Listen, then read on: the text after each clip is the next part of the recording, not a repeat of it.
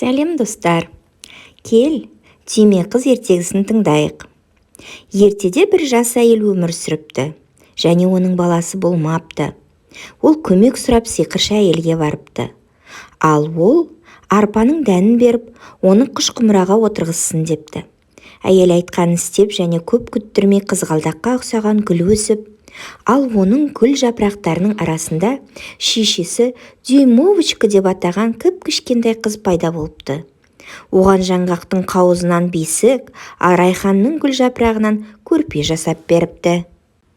Бірде қыз түнде өзінің бесігінде жатқан кезде бөлмеге үлкен, ұсқынсыз құрбаққа кіріп кетіпті. Міне, менің балама әйел табылды деп ойлапты да, ішінде қыз жатқан жаңғақтың қауызын алып, терезеден баққа секіріп кетіпті. Өзен жағасының тура жанында батпақты және тұтқыр балдыр ішінде өзінен аумайтын ұсқынсыз ұлымен тұрыпты. Дюймовочка таңертең ерте оянып, қайда келгенін көріпті де, еңіреп жылап жіберіпті. Айналаның бәрі су болатын, ал құрғаққа шығудың еш алым болмапты. Жиіркенішті құрбақаларды жақтыртпайтын балықтар бейшара қызға көмектесуді ұйғарыпты. Олар қыз отырған жапырақтың сабағын кеміріп, ол ағыстың бойымен тез жүзіп кетіпті. Жанынан ұшып бара жатқан шатыр қанат қыздың жанына қонды. Оған Дюймовочка қатты ұнап қалды.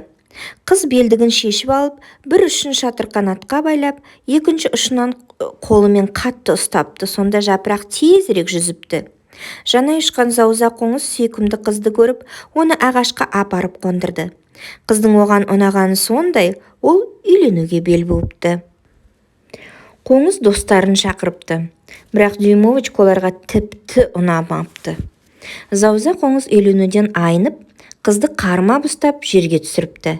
Қайда барғысы келсе де өзі білсін. Дюймовочка жаз бойы орманда жападан жалғыз тұрыпты. Ол өзіне бесік тоқып, түйе жапырақтың астына іліп қойыпты. Ол жерге жаңбыр жете алмайды екен. Қыз гүл тозаңын жеп, күн сайын таңертең жапырақтардан тауып алатын шықтан сусындапты.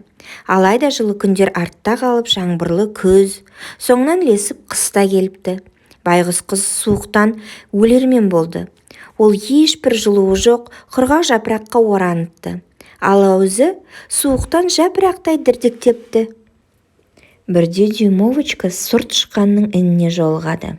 Ал ол болса жылы жерде қарны тоқ болыпты. Оның қамбалары жиналған қордан тырсылдап тұрыпты. Тышқан қызды аяп, өзінде қалдырыпты. Ал Дюймовочка үй ішінде көмектесіпті. Бір күні тышқанға көршісі көр тышқан қонаққа келіпті. Ол мақпал тон киіп, бай және оқымысты, бірақ не күнді, не керемет гүлдерді ұнатпайтын. Дюймовочка көр тышқанға өте ұнапты. Сонан соң ол қызды өзінің тұрағын көрсетуге шақырыпты. Көр тышқанға барар жолдағы жер асты жолдардың бірінде қыз қарлығашты көреді. Құс демін әзер алып жатыр екен. Дюймовочка оның үстін қамқорлықпен, құрғақ шөптің сабақтарынан жасаған көрпемен жабады. Құс жылынып, бірте-бірте жан кіре бастайды. «Саған рахмет», депті қарлығаш. Көзін ашып, «Сен мені құтқардың». Қыс бойы Дюймовочка өзінің жаңа құрбысынан айырылмады. Бірақ көктем келіп, қарлығаш ұшып кетуге жиналды. «Менімен бірге ұшып кетейік», деп ол шақырды қызды. «Біз күн жаққа, жасыл орманға ұшып барамыз. Сен бақытты боласың». Алайда Дюймовочка өзін паналатқан сұр тышқанды тастап кетуге қимайды. Сондықтан достар мұңайып қоштасты. Көп уақыт өтпей көр тышқан қызға құда түсіпті. Ал сұр тышқан оған жасауын әзірлеуді бұйырды. Қыз әбден қайғырды.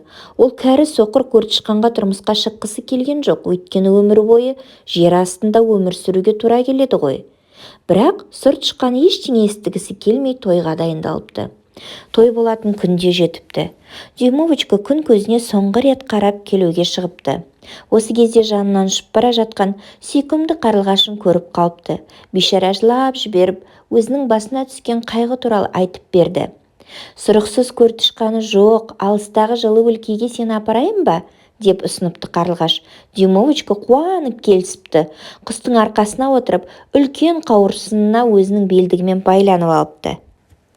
Олар жағасында ақ мәрмәр сарай тұрған әдемі көлге ұшып келіпті.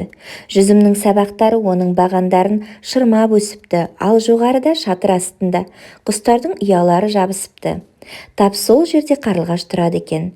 Ол Дюймовочкаға кез келген әдемі гүлді таңдауын ұсынды. «Мен сені сол гүлге отырғызамын, және сен керемет өмір сүресің», депті қарлығаш. Ол төмен түсіп, қызды үлкен ақ гүлге отырғызды. Міне ғажап, гүлдің тостағаншасында эльф отыр екен. Ол Дюймовочканы көріп қатты қуаныпты.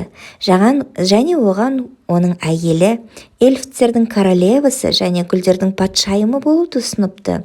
Сол кезде әрбір гүлден эльфтер ұшып шығып, Дюймовочкаға сыйларды тарту етіпті. Оған бәрінен де мөлдір қанаттар ұнапты. Оны қыздың арқасына бекітіпті. Сонда ол да гүлден гүлге ұшып қона алатын болыпты. Дюймовочка бақытты болыпты, ал қарлығаш осының бәрін өз ұясынан бақылап, өзінің көңілді әңдерін салып отырыпты.